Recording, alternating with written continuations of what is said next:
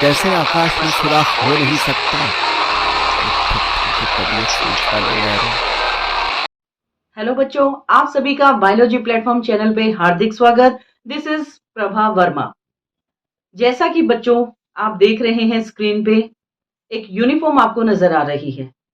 ये यूनिफॉर्म एक यूनिफॉर्म ना होके हमारे राष्ट्र का एक उज्जवल भविष्य आपको नजर आ रहा है, जिसे पहनकर आप सभी का सीना बहुत ही गर्व से चौड़ा हो जाता है। भविष्य है राष्ट्र की सेवा करने का। तो राष्ट्र की सेवा करना, जैसा कि आपको पता है, बहुत ही जिम्मेदारी का काम है और एक इतनी आसान जो ये जॉब है वो नहीं है।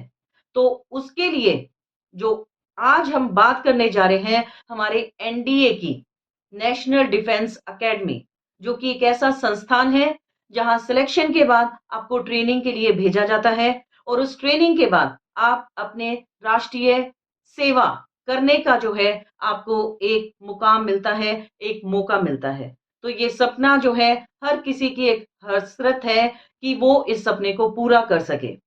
तो आज हमारी जो वार्ता रहेगी वो एनडीए के लिए रहेगी। तो वीडियो को जो है बेटा आप बड़े ध्यान से देखेंगे और सुनेंगे।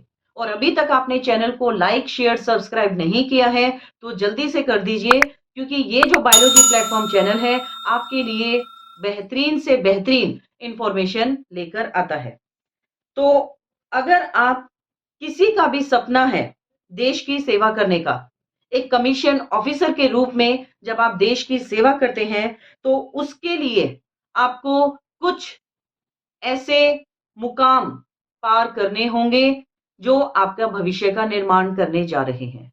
तो ये क्या है, तो आज हम इसके बारे में विस्तार से अपनी वार्ता रखेंगे। एनडीए, नेशनल डिफेंस एकेडमी की हम बात करेंगे। राष्ट्रीय सुरक्षा अकादमी, जो भारतीय सेना के थ्री विंग्स में जिसको विभाजित किया गया है। Indian army, Indian air force, Indian navy.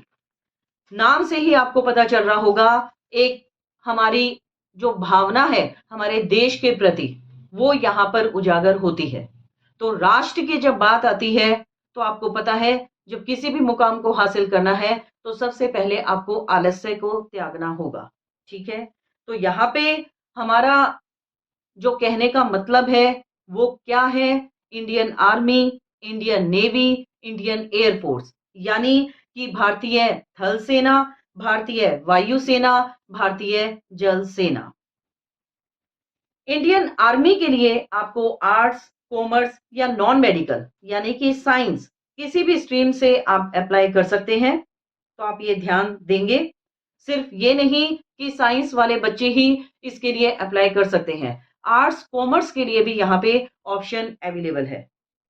इनमें से अगर वायुसेना या जल सेना में आप जाना चाहते हैं तो आपको 10th के बाद बहुत ही बेहतरीन तरीके से प्रिपरेशन करनी होगी। आपको पूरा आपका जो टाइम है, जो 24 घंटे हैं, उन्हीं 24 घंटों में से आपको समय को चुराना होगा। टाइम किसी के पास नहीं है, आप सभी को पता है। हमें टाइम को चुराना है, समय में से समय को निकालना है, ताकि आप अपना भविष्य या जो राष्ट्र की सेवा करने का जो मौका आपको मिलने वाला है वो आप कर सकें। तो इसके लिए आपको 10th में फिजिक्स, केमिस्ट्री, मैथ सब्जेक्ट के साथ +2 को भी पास करना होगा। यानी कि मैथ जैसा सब्जेक्ट जो कुछ बच्चों के लिए मुश्किल हो सकता है, उस पे आपको विशेष तौर पे ध्यान देना होगा। अब फीमेल कैंडिडेट के लिए एक बहुत खुशखबरी की बात आती है कि वो भी मेल कैंडिडेट के समान फॉर्म अप्लाई कर सकती है। इसका मतलब कि राष्ट्र सिर्फ मेल का नहीं, फीमेल का भी है। तो एक पूरा एक हमारी ये यूनिटी हो हमारे फीमेल और मेल के लिए, कि वो सब मिलके राष्ट्र की सेवा कर सकें। एनडीए का एग्जाम मेल फीमेल दोनों दे सकते हैं, ये मैंने आपको क्लियरली बता दिया है। तो जो फीमेल कैंडिडेट हैं वो पीछे ना हटे, वो भी आगे बढ़ के राष्ट्र की सेवा करने का मौका पा सकती हैं और एक कमीशन ऑफिसर के रूप में देश की सेवा कर सकती हैं। तो आज हम डिटेल में जाएंगे। एनडीए क्या है, eligibility, who conduct the exam, age limit, selection process और एग्जाम लेवल। फर्स्ट, एनडीए, जैसा कि मैंने आपको बताया, नेशनल डिफेंस एकेडमी, राष्ट्रीय सुरक्षा अकादमी।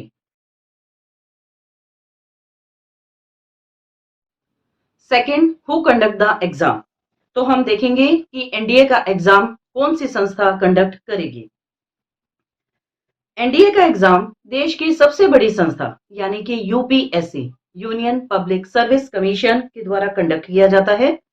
यूपीएससी वही संस्था है जो देश में आईएएस, आईपीएस, आईएफएस के एग्जाम कंडक्ट करवाती है।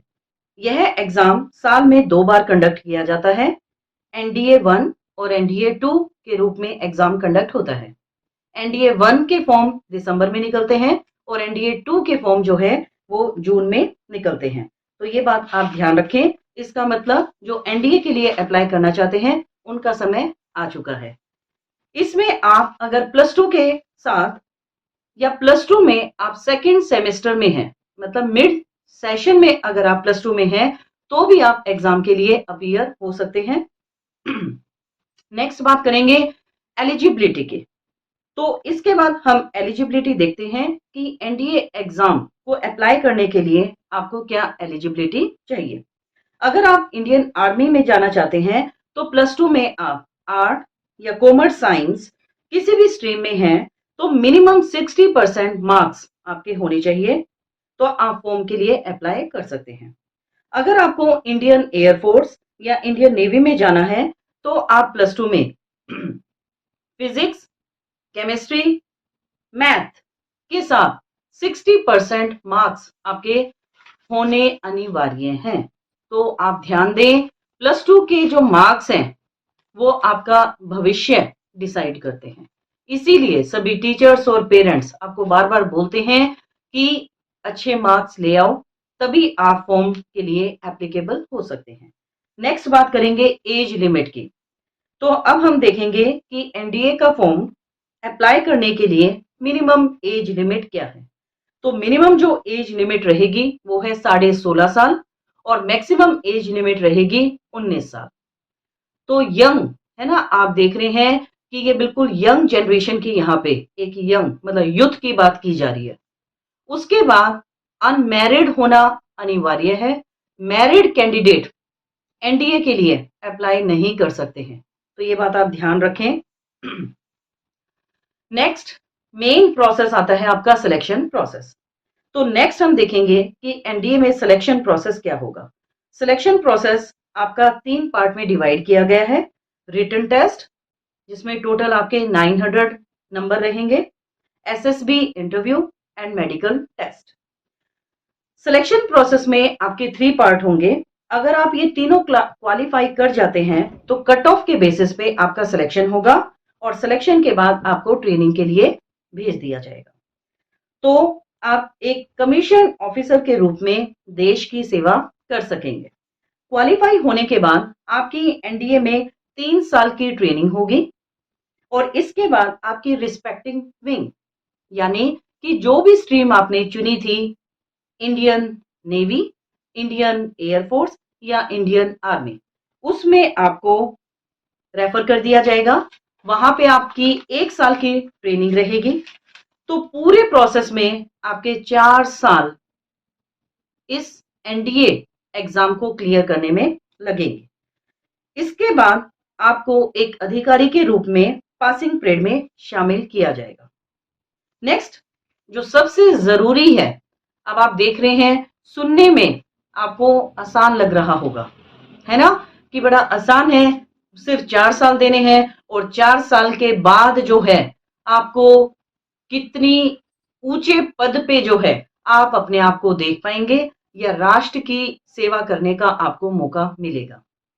लेकिन जितना सुनने में आसान है उतना करने में मुश्किल भले ही हो, नामुमकिन नहीं है, क्योंकि हम इंडियन हैं, हम कुछ भी कर सकते हैं, है ना। Impossible itself says I am possible. तो ये सही बात है। ये कैसे है, अब आप एग्जाम लेवल को देखें। अब आते हैं हम सबसे इंपॉर्टेंट टॉपिक की कि एग्जाम का लेवल कैसा रहने वाला है या कितने मार्क्स का एग्जाम होगा और रिटन टेस्ट में आपका एग्जाम जो है वो 2 पार्ट में डिवाइडेड होगा। Part 1 math, part 2 GAT general ability test. Part 1 में मैथ का एग्जाम होगा जो +2 लेवल का होगा। इसका मतलब अगर आपने +2 क्लास बहुत ही बढ़िया नंबर से पास की है तो आपके एक सब्जेक्ट पे कमांड है। थोड़ी सी मेहनत आपको और करनी है। इसमें आपको 120 क्वेश्चन दिए जाएंगे जो 300 मार्क्स के होंगे। ध्यान दें, 120 क्वेश्चंस और 300 मार्क्स। इसके लिए आपका मैथ का स्ट्रॉन्ग होना बहुत ज्यादा जरूरी है। आपको पता है मैथ में सिर्फ ट्रिक्स और फार्मूले हैं, कैलकुलेशंस है, जो कि देखा जाए आसान है, लेकिन टाइम की कमी होने की वजह से आप थोड़ा सा गड़बड़ी कर सकते हैं। तो ये बात आप बिल्कुल ध्यान में रखें कि आपको समय ध्यान में रखते हुए अपने एग्जाम को अटेम्प्ट करना है। पेपर लेंथी होगा जिसके लिए आपको 2.5 घंटे दिए जाएंगे। इसमें नेगेटिव मार्किंग है। ध्यान दें, नेगेटिव मार्किंग जब जहां पर हो तो लेवल आसान नहीं है, लेवल और भी ज्यादा मुश्किल हो जाता है या लेवल बढ़ जाता है। लेकिन कोई प्रॉब्लम नहीं, आपको अपनी मेहनत पे ध्यान देना है और एग्जाम को बहुत ही ध्यान से अटेम्प्ट करना है। मैथ में आपका सिलेबस रहने वाला है, यह आपको स्क्रीन पे विजिबल हो रहा है। Algebra, analytical geometry, calculus, differential equations, integral calculus, matrix and determinants, statics and probability and trigonometry. तो ये कुछ इंपॉर्टेंट टॉपिक थे जो आपके मैथ पेपर को कवर करने में आपकी हेल्प करेंगे। नेक्स्ट हम बात करेंगे part 2 GAT general ability test. इस एग्जाम को आगे 2 पार्ट्स में डिवाइड किया है जो आपका टोटल 600 मार्क्स का होगा। English part 1 200 marks and part 2 journal studies 400 marks. इनमें भी आपको नेगेटिव मार्किंग देखने को मिलेगी। इंग्लिश में आपको 50 क्वेश्चन मिलेंगे जो कि 200 मार्क्स के होंगे। ध्यान दें, नेगेटिव मार्किंग है। नेगेटिव मार्किंग की जब बात आती है तो जिस क्वेश्चन में आप कॉन्फिडेंट हो उन्हीं को आप अटेम्प्ट करें, अदरवाइज आप छोड़ दें। उसके बाद जनरल स्टडीज में आपको 100 क्वेश्चन मिलेंगे जो 400 मार्क्स के होंगे। तो अब हम देखेंगे कि जनरल स्टडीज में आपका एग्जाम सिलेबस क्या होगा। इसमें आपको इन सब्जेक्ट में से क्वेश्चन देखने को मिल सकते हैं। करंट अफेयर्स, जनरल स्टडीज मतलब general science, political, history, geography, chemistry, physics, economics. तो ये हैं आपके सब्जेक्ट जो आपके रिटन टेस्ट को क्लियर करने में आपकी बहुत ज्यादा मदद करेंगे। तो आप नेक्स्ट राउंड मतलब इंटरव्यू के लिए एलिजिबल हो जाएंगे और जैसे ही आप एलिजिबल हो जाते हैं तो आप अपने राष्ट्र की सेवा बहुत ही शानदार तरीके से कर सकते हैं। Okay fine, now exam clear करने के बाद आपका जो नेक्स्ट राउंड में आप जाएंगे वो होगा आपका इंटरव्यू राउंड। जैसा कि आपको पता है इंटरव्यू एक बहुत ही इंपॉर्टेंट फेज आ जाता है क्योंकि वहां पे आपको एक पूरी एक मैनेजमेंट के साथ आप देखते हैं आपको कैसे उनको फेस आउट करना है। जो 5 डे प्रोसेस है, 5 दिनों तक ये प्रोसेस आपका चलेगा जिसमें आपको डिफरेंट फेजेस से गुजरना होगा। अगर सब अच्छा जाता है और इंटरव्यू भी आपका क्लियर हो जाता है तो जो नेक्स्ट राउंड रहने वाला है वो है आपका मेडिकल टेस्ट। अगर मेडिकली आप बिल्कुल फिट हैं और मेडिकल टेस्ट को भी आप क्वालिफाई कर देते हैं तो ऑल इंडिया में जो भी कट ऑफ लिस्ट आपकी जाती है तो उस कट ऑफ लिस्ट के बेसिस पे आपका सिलेक्शन होगा या आपकी पोस्टिंग हो जाएगी। यहां तक जो है आज हमारी ये वार्ता एनडीए पे थी। ऐसी और इंफॉर्मेटिव वीडियोस के लिए आप चैनल को लाइक, शेयर, सब्सक्राइब करना ना भूलें। धन्यवाद। जय हिंद।